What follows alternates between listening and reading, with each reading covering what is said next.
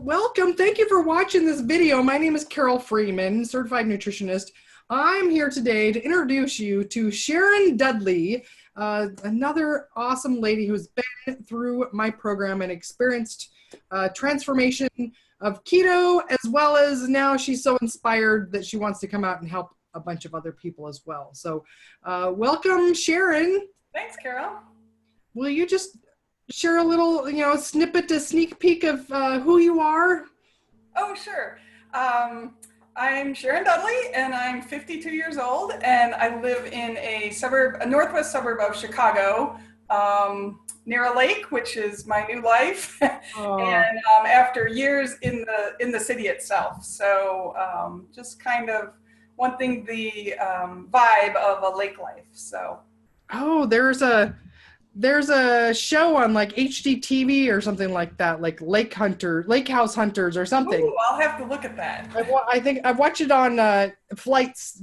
Alaska Airlines has like free. I'm not trying to plug them, but free TV shows you can watch. So the only time I ever watch home improvement shows is on that. So I think it's called Lake House Hunters. Anyways, I know all about your lifestyle. I've watched the shows.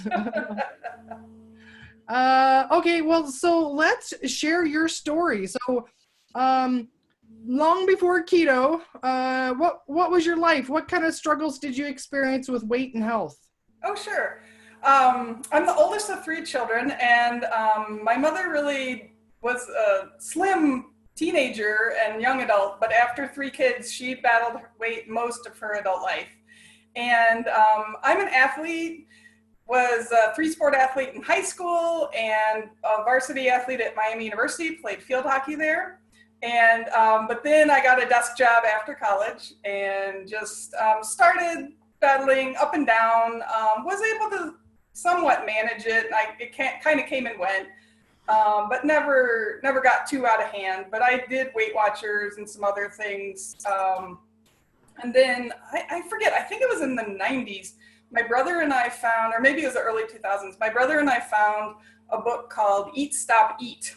And we were trying that along with turbulence training and just some kind of biohacking things before that was a thing. Yeah.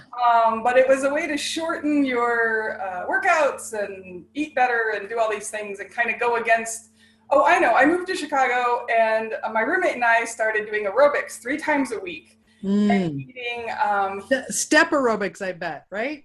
It was step aerobics. And so we were working our butts off and eating like tons of pasta and all this other stuff, and I gained 10 pounds. And I was like freaking out because I'm working out so hard and not seeing any results. So I stopped that and thought there must be something better. And so just kept moving on and learning. I think I looked at Dr. Phil and I looked at Oprah and anything that came along that was making sense. But the Eat Stop Eat made a ton of sense to us. So then let's see, I don't know. Oh, my other brother got sick about 12 years ago and ultimately passed away at age 44. And then with the stress of that, he lives in Ohio, I'm in Illinois, and driving back and forth, and just the stress of having a sick relative. I really kind of didn't take care of myself at that time. I mean, I was doing the best I could, but did kind of peak out after he passed away. And then looking at that whole experience, my brother Kevin and I just said, oh my gosh, we have to be better at this. And so I started looking around, took a weekend away in 2014 and took Wheat Belly with me. Isn't that good vacation reading? Yeah. And that's the type of vacations I take. Oh yeah. So before I finished the introduction, I had eschewed all grains and was working on the sugar part. It was my birthday weekend, so I did eat one more cupcake and then I was done. And that was really the last grains that I've had in 4 years. That was the summer of 2014. Did that, lost about 20 pounds. Then found you in January of 2017. And have been with you ever since, but on your quick start program, probably lost another 20 pounds and then have maintained it through some other health issues with other family issues and more stress. And then now I'm sort of back into calming down and using my tools and getting back into actually losing. Awesome. Okay, so 20 pounds over a couple of months. Amazing. Also, very typical results. I Yes. mean, I know you're special, Sharon. And Oh, thank you. it's fun. It's fun though to actually be able to share that. Well, if you follow what we teach you, that's It does work. pretty typical. Yeah. So, what else? So, weight loss is one nice thing. What other things did you notice that got better for you? Oh, indigestion went away in like days, literal days from starting keto. And then I'm also on mild hypertension, high blood pressure medications. I was able to stop one of those, and my goal is to stop the other one. Okay. So I'm just working towards that. I do realize that at my age and my history that I am very insulin resistant. And so that my weight loss journey may be a little bit more of a struggle than others. But I also know from, I mean, just the articles just keep coming out more and more these days. Everyone's acknowledging the downfalls of sugar with regards to mental health and biological health and aging and all these other things that I feel like I sort of have a jump start on. Yeah. I'm educating myself continually. And that's really what I want to do, is put myself in the best health for the rest of my life. And I see so many inspirational people out there that have pulled this off, and right? They say they're at better health at 60 than they were at 30 or 40. And that's my goal. So that's what I want to do. Yeah. Yeah. So much of what we've been told about, oh, it's just a normal part of getting older, is complete hogwash. I don't want any of those normal things. I want the normal thing to be energized and be that Energizer bunny at 90 years old, you know, just still going. Yeah. Well, and so recently you've really taken an interest in fasting. And so you've been playing around with that as a way of kind of hacking your approach. Do you want to share a little bit about that? Sure. Yeah, I started reading more and more about this insulin resistance and plateauing and things like that. And though I eat fairly strict keto, like I said, I haven't had grains in 4 years, and I'm just not tempted by them anymore. But hunger sort of scares me, I guess. You know, I grew up never being hungry, so I don't probably really know what that is. But I eat because I don't want to ever be hungry, right? So, which is probably fairly typical. But then I read more and more about fasting and how that can actually lessen the hunger, and then it actually makes compliance with keto or whatever you're doing even easier. And I'm all about the easy and the comfort. And so I mean, not to mention no grocery shopping, no cooking, no dishes, there's easy and comfort for you, right? Yeah. So like I said, I started with Eat Stop Eat years ago, but I was still eating carbs at that time. So that was like 24-hour fast. You started after dinner one day and then ate dinner the next day. So you never went. So I kind of dipped my toes in the water at that point. Like I never went a day without eating. So it's the mental thing, like, oh, you're just going from that to that. But it sort of, yeah, dipped my toes in the water and got me started. So when I started keto and then started looking into the insulin resistance and the just insulin reactions in general and things like that, then the fasting just made way more sense and was so much easier already being fat adapted. So I just, I started by skipping breakfast and doing like a timed eating window. So I would eat lunch and dinner, and then I'd have a good 16 to 18 hour fast overnight, which was very easy to do because I'm always just running out the door in the morning. So not having to stop, and I never stopped to sit down and eat breakfast. That's not my style. So I'd grab something on the go or something like that. And so to just skip all that and go to lunch was a very easy transition. And then on like say Tuesdays, I'm just wall-to-wall meetings all day, every day. So to even skip lunch on Tuesday, I didn't even notice like the first time I did it. And all of a sudden I'm at 24 hours. I ate dinner Monday night and bam, I'm eating dinner Tuesday night. Very easy. So then I sort of did a couple of those and progressed from 24 hours to like, well, I think I'll try a 42. If I just don't eat dinner Tuesday night and go all the way to Wednesday lunch, there's 42. And then a couple weeks ago, I actually did a 5-day. So that was my longest so far. And it was unbelievably easy. It was amazing. So. Yeah, isn't it? It's the psychological hurdle. That's what I always coach people through, is that the first few times you do it, and that's what I recommend, is just keep building on your success you've already had. Yeah. And the biggest hurdle is obstacle, or the biggest obstacle is just your mind. Oh, it absolutely is. I had to teach myself to not think about, but you just kind of get used to it, and it comes in waves, and no one really in a period of a week, no one dies from hunger. And so follow your advice on the salt intakes and the electrolytes, and just keep hydrated. And I just cruised. I didn't feel any different that Friday than I did on Tuesday. So that was just phenomenal to me. And Friday ended up being a really hectic day at work. And I thought, oh, I'm going to be so stressed out. And it didn't matter. Very cool. Very cool. Yeah. So I hope to try it again. I've read a lot about just not just for weight loss, but for immune system boosting and sharpness of mind and things like that.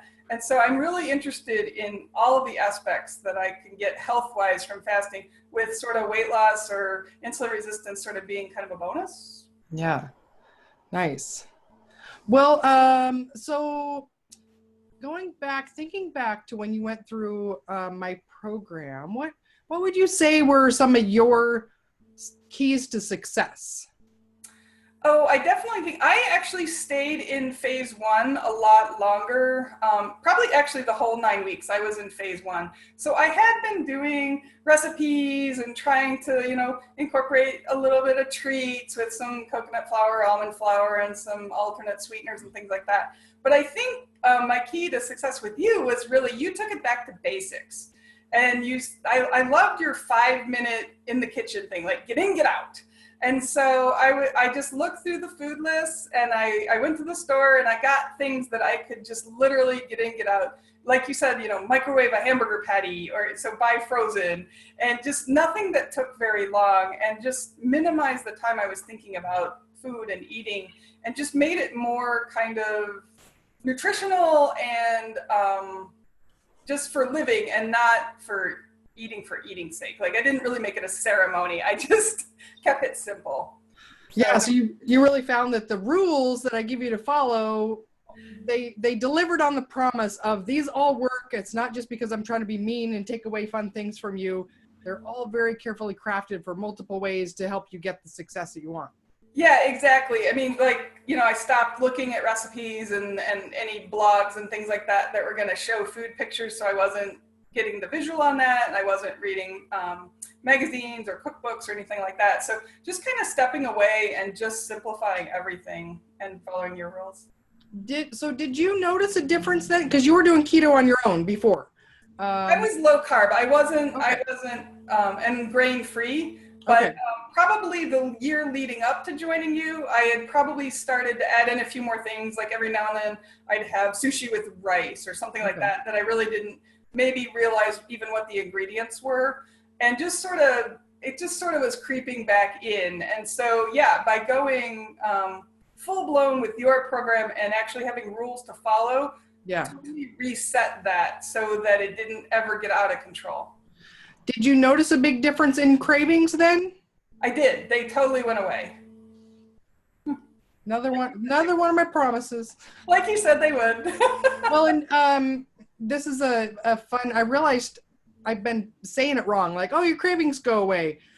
Actually, what I give you is bulletproof willpower, right? So a lot of people feel like they fall off track because they just have weak willpower. There's tricks that I taught you about how the brain works. Yes. That are woven into all those rules to follow, so that you get the willpower, and it makes it easy to stick on track rather than trying to constantly fight all those cravings. Yeah, I mean, I'm constantly getting people, people bring stuff into the office or whatever, and constantly going, oh, I can't believe you can just sit there and not have this and whatnot. And it just doesn't even cross my mind. And plus the other thing is, I just figure I've put so much work into this, and you have to figure out, and your mental exercises work towards that as well, as far as figuring out what your why is. And I think about halfway through the program, you directed me to go back to that week 1 and look at why are you doing this? What do you really want? And it's short-term satisfaction versus long-term goals.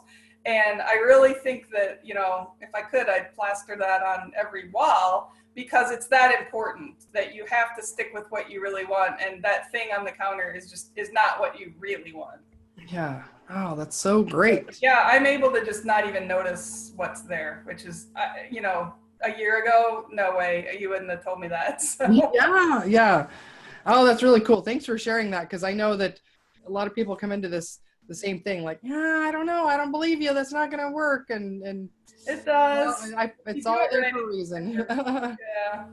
So, was there anything else that you want to share? That you know, Oh, well, just you like, want to share? I guess I was thinking of a different way of saying that, but what else would you well, like to share with people watching this?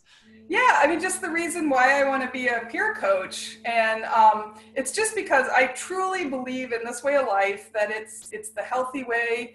Like I said, I've got a history of trying just everything under the sun and reading all the books and hearing all this stuff, and I'm just sort of sickened and saddened by the state that the misinformation we've been given. And one of the things I read in Wheat Belly said, this is not your fault. And I always believed that couldn't be true, that I am in control of what goes in my mouth, so it had to be my fault. And so I kept reading, and Dr. Davis went on to just say that, we've been deceived by some different industries and laws and other things, doctors and training and the whole 9 yards. Everybody knows the story now, but it's just, so that's really sad. So I want to be part of the revolution of turning this thing around, getting the right information out there, and helping as many people as possible. Oh, I love that. Oh my gosh, thank you so much. Yeah. And we get to help more people, the more people we have to help, and Yeah. the support team that we've got to be able to help everybody too. So I love that you're so passionate about this. And Well, and I'm just excited to work with other people that are passionate about it, because for several years it was my brother and I just kind of reading everything we possibly could, and we can't even sell our parents on it. So so just to have people to work with that are this enthused about it and knowledgeable, and people to learn from, as well as other people that want this knowledge. Like, I've been trying to impart it on people that don't really want it. So to work with people that actually are open-minded and want to learn, then that's a real benefit. yeah, excellent. Well, can't wait to change the world with you, with your help. Yeah. So thank you, Sharon, so much for sharing your story. And Sure, Carol. you inspire so many. And I look forward to working with you even more going forward. And Sounds great. I'm very excited. yeah, yeah. Well, wonderful. Well, thank you so much. And thank you for watching.